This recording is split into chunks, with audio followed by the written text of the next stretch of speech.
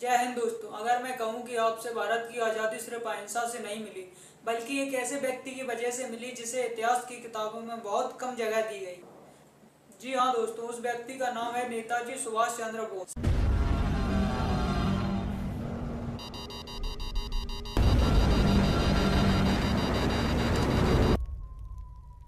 सबसे अलग सोच रखने वाले फ्रीडम फाइटर, जिनका कहना था तुम मुझे खून दो मैं तुम्हें आज़ादी दूंगा। एक ऐसा नेता जिसने ब्रिटिश साम्राज्य की नींद हिला दी और भारत की आज़ादी की चिंगारी को आग बना दिया।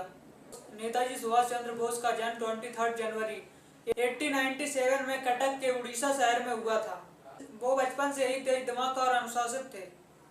ICS इंडियन सिविल सर्विस की परीक्षा पास करने के बाद उन्होंने ब्रिटिश सरकार की नौकरी छोड़ दी क्योंकि उनके लिए भारत की आज़ादी नौकरी से कहीं ज़्यादा जरूरी थी। उन्होंने कहा, मैं गुलामों के लिए हुकूमत नहीं कर सकता।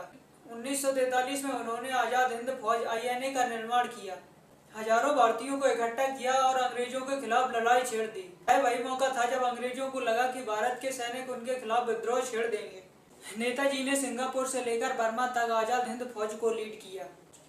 1943 में नेताजी सुभाष चंद्र बोस ने आज़ाद हिंद फौज की कमान संभाली। उन्होंने टोक्यो में जाकर आज़ाद हिंद एसोसिएशन, जिसे provisional government of free India भी कहा जाता था, इसे सरकार जापान, जर्मनी, इटली और कई देशों द्वारा ऑफिशियली मान्यता प्राप्त थी। यह वही दौर था जब अंग्रेजों की नींद उड़ गई थी, क्योंकि अगर ब्रिटिश आर्मी के भारतीय सिपाही रिबेल कर दें तो राज करना असंभव हो जाता। INA ने ब्रिटिश के खिलाफ बर्मा और नॉर्थ ईस्ट इंडिया में लड़ाई लड़ी। इम्फाल और कोहिमा की लड़ाई में INA ने ब्रिटिश आर्मी को चुनौती दी। ब्रिटिश इंटेलिजेंस रिपोर्ट के अनुसार INA की वजह से ब्रिटिश इंडियन आर्मी के सिपाहियों की लॉयल्टी हिल गई थी। इतिहासकार ह्यू टॉय और कई ब्रिटिश डॉक्यूमेंट्स ये मानते हैं कि नेताजी के INA की बगावत ने 1946 के रॉयल इंडियन नेवी INA की बगावत ने 1946 के रॉयल इंडियन नेवी म्यूटनी को जन्म दिया। 1940 में रॉयल इंडियन नेवी के 20,000 से ज्यादा सिपाहियों सोयलर्स ने बगावत कर दी। उन्होंने ब्रिटिश फ्लैग उतारकर आज़ाद हिंद फ्लैग लहराया। INA ट्रायल्स के बाद हुआ था।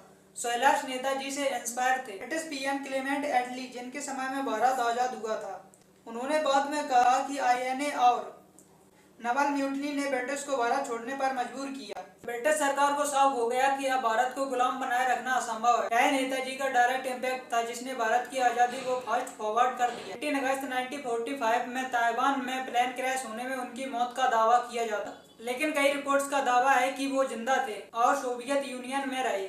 जस्टिस मुखर्जी कमीशन ने भी कहा था कि क्रैश के पुख्ता सबूत नहीं मिले। लेकिन एक बात साफ है, नेताजी सिर्फ एक नेता नहीं बल्कि एक सोच थे। एक सोच जो आज भी हमें याद दिलाती है कि आज़ादी मुफ्त में नहीं मिलती, उसके लिए खून पसीना बहाना पड़ता है। आज अगर आप खुली हवा में सांस ले रहे हैं तो उसमें नेताजी का खून शामिल है। जय हिंद आज इंडियन आर्मी और BSF का आधिकारिक ग्रीटिंग है। क्या आप भी मानते हो कि नेताजी को इतिहास की किताबों में वह जगह नहीं मिली जिसके वह हकदार थे? अगर वीडियो अच्छा लगा हो तो वीडियो को शेयर कीजिए और लाइक कीजिए और कमेंट में अपनी राय जरूर दीजिए। जय हिंद।